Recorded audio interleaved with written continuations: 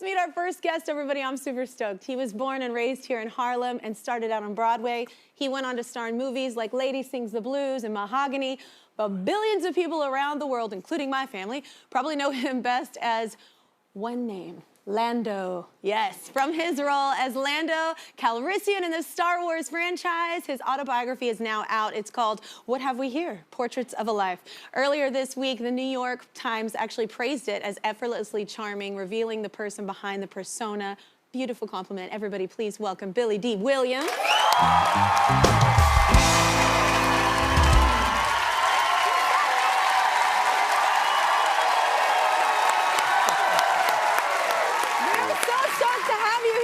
It's very clear our love is here to stay. Well, you should have got up there and sang with us. What are you doing? Not for a year, but ever and a day. I want you to sing with me next time. If I'd known you were going to do that, I would have dragged your behind up there with me to sing as well. Oh my gosh, you were raised here in Harlem. Fantastic, by the way. Oh, thank you. I'm spanked up, man. So. Yeah.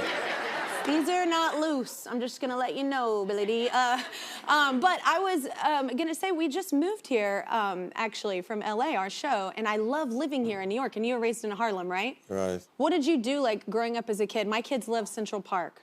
Did you grow up? Well, I lived right across the street from Central Park. Oh, you did? Yeah, I lived on on 110th Street. Oh, right on. On Central Park North. You had the best playground ever. Just right out your door. Oh, it was incredible. Yeah.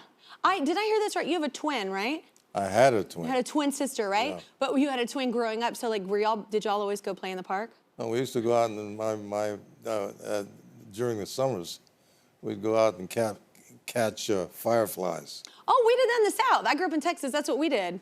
I thought that's just what like people that lived in the boonies did. I didn't know people in like big cities did that too. We put them in jars. Yeah, like mason jars. We used to do too, make sure they can breathe. Learned that lesson the hard way. Yeah, I was like, oh no. But in the book, I want to talk about this because the biggest question is, where is light? Like, where is the light? So I think that's a beautiful thing in general. I always try and find that because I feel like life can be kind of dark sometimes. Is that a big thing? Well, I mean, I'm always probing. I mean, I spent a lot of time throughout my life trying to figure out more specifically, if it's not really possible. My sister and my mother were Jehovah's Witnesses. Yeah. They kind of knew where they were going to go. Yeah. I have no idea where I'm going to go. Yeah. You know. I mean, at the end of the day, and we all kind of don't. It's a quest right now, you know. Yeah. At the end of the day, yes. Yeah. At the end of the day, I mean, we can't. My daughter asked me that question right now. But I have nightmares every. Oh, you do? Yeah. And I heard you had a reoccurring dream. Like you've had a reoccurring dream, like most. When I was little, I had this one reoccurring dream about being in the First World War, but I died in a muddy trench. Damn, you didn't even get a good dream. You died in your dream. Like that's not a dream I want to have. And at some point, I just stopped having that dream. Do you believe in reincarnation? Yeah, I think that in my prior life, I was this soldier. Yeah. Which told me that I would never ever have to go to war again. Oh yeah. I was drafted, but I was not accepted. Oh. And my son was born at that time, and I was declared 3A. I think it was 3A. Yeah. And so I always bowed to him. Yeah. I didn't have to go through that experience. Yeah, and you got to be there with your son. That's important. Family is important to you. Yeah. Yeah, very absolutely. Important, yeah. I always love when people talk about reincarnation, though. I love that you had like a normal story. Most people I talk about that believe in reincarnation are like, I was a princess. And and they were always this fabulous thing. And I'm like, nobody's out here being like, I was, you know, I took care of people. I did something like I was in service. Like nobody ever says that. It's always some wonderful thing. I love that yours is like real. No, I'm a walking absurdity.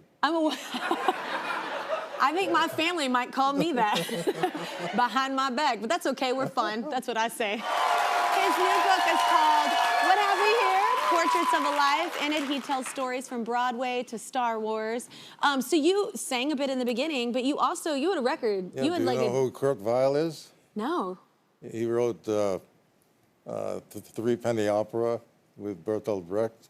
No. I was on stage with, well, I did his musical when I was 6.5 years old. Oh my God, And, that's a lot of that nervousness. was 100 years ago.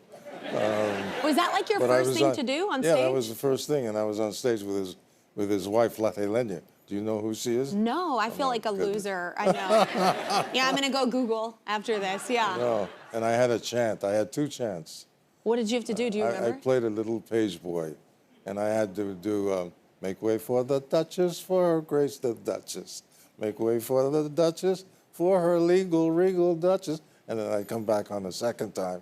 Message from the Duchess, from her grace the Duchess. Isn't it funny? Wait, isn't it funny? Because I can remember things I did when I was young, like had to memorize things. But if you ask me to memorize something now, no. But I can recall, like even, you know what I'm saying? Like song lyrics from when you learned songs when you were a kid. But like for some reason now, I'm like, nope. Well, you know, that's very interesting to me because there's one particular song that I used to play on the piano. Yeah. I can't remember it anymore. Oh, really? It went straight out of my head. I think that happens. That's the same thing with me. And I can only play one song on the piano. And it's the first song I ever wrote, and Get it's outta the here. only one I know. I am a horrible pianist. Yeah. Really? Even worse on guitar, if that's possible. Yeah. Yeah. People are like, oh, you're really good at singing. I'm like, the one thing, that's it. That's it. Oh, that's the that's talent. interesting. Yeah. Yeah. But I find interesting too. I'm a huge Streisand fan, and I heard that you saw her when she was like 19 years old in like some jazz club. No, it was a friend of mine, Herbert Jacoby, owned one of those chic East Side nightclubs. Yeah. Called the Blue Angel. Okay. And Streisand at that time she was singing there, but she was also singing in a place called the Bonsoir, which is down in Greenwich Village. Yeah. And that was part of that whole genre Yeah. in those days. Anyway, yeah, I met her, and I wasn't flirting with her or anything like that, but Opportunity lost, my man. I was just so, well, she's obviously very impressive, and she at that age One of the greats, yeah. was really extraordinary. Yeah. I can't imagine seeing her that young and feisty. But I went Yeah. backstage and I told her, I said, you know what? The whole world's gonna know about you. You're like, you should have been an A&R guy. You knew. Yeah, no, I love hearing stories like that, especially I feel like when we moved to New York, anybody that grew up here, around here, like there's so many cool stories of all these like mega huge talents, like that went on to become the greats, and people like saw them in this like small environment, like that was so intimate. I love stories like that. What do you remember, speaking of singing, what do you remember about Lady Sings the Blues? Well, Wait, was there a story there? Wait, I was like, what can you tell us on daytime? no, when I saw myself walking down the stairs in a white suit, Oh, yeah. I That's a great suit. I really, no. Hey! I thought to myself, my goodness gracious. Damn, I'm hot. Walking past the mirror. Woo! You're welcome. I really had a good time on that shoot. Yeah. Working with Diana. Oh, We so were fabulous. We were Yeah. like 2 little kids in a playpen.